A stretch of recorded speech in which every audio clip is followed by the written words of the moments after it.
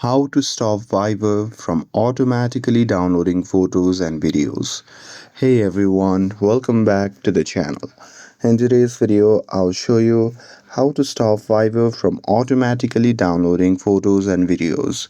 So now, without further ado, let's get started. So here, first thing first, open the Viber app on your phone. And now here, once you're inside the app, you can just tap on the more option which can be seen in the bottom right corner of the screen. And now here, once you're inside this section, you can just tap on settings. And now here, once you're inside the settings, you can just tap on the option labeled as media.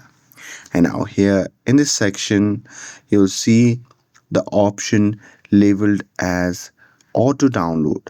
So here for auto download, you have two options. The first is mobile network and the second is Wi-Fi.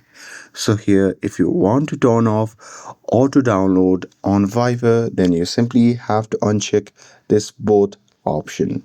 And now here with this, Fiverr will no longer automatically download photos and videos to your device. And that's it.